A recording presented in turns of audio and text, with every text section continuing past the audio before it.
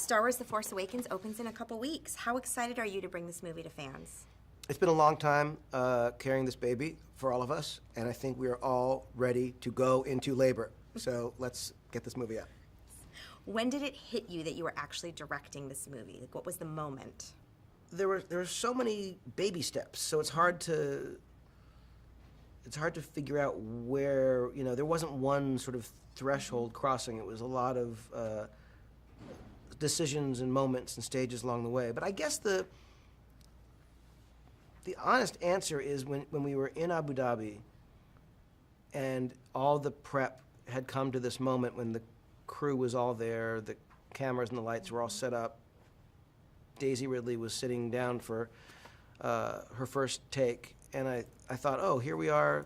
We figured out what the set would look like, what her speeder would be like, what her hair design was going to be, how the wardrobe was going to look, where and when and how and what lens we were going to shoot this moment. And all the prep brought us to this moment where we're actually doing it. And I guess it was that first day of actually filming in 125-degree heat in the middle of this desert that really felt like we were making a movie.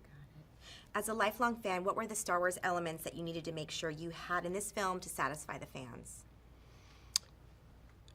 Well, Larry Kasdan and I, when we started talking about what we wanted to do in this movie, it was more about a feeling than any kind of list of things that we wanted to include.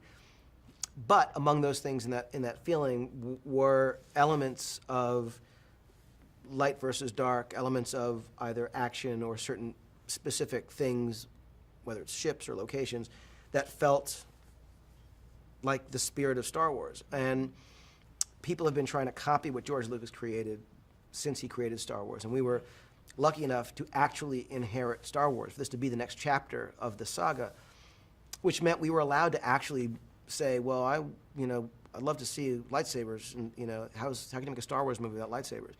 What's a Star Wars movie without an X-Wing or a TIE fighter or a Star Destroyer? And you can sort of list these things.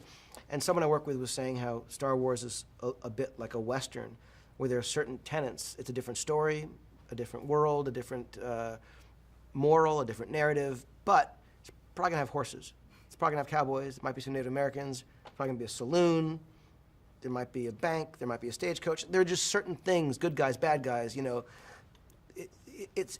It was a little bit like needing to know, okay, if we're telling a story in this genre, in this Star Wars genre, what are certain things that feel like essential elements?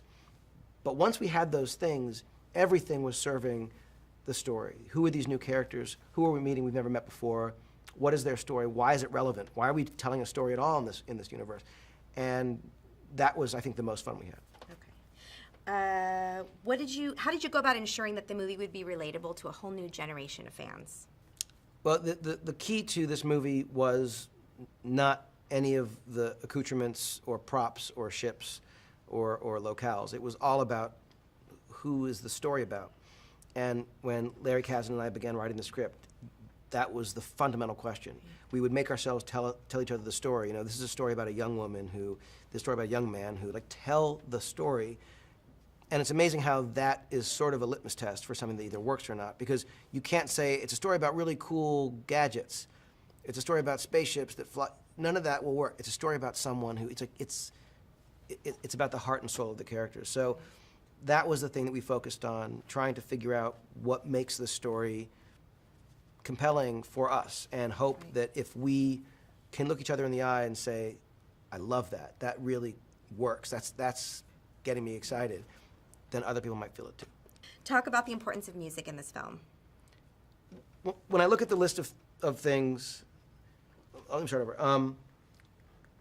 When I think of the things that George Lucas did and got right, got perfectly in that first movie, it is so long and stunning to think of those things, but nothing on that list is more important than the music.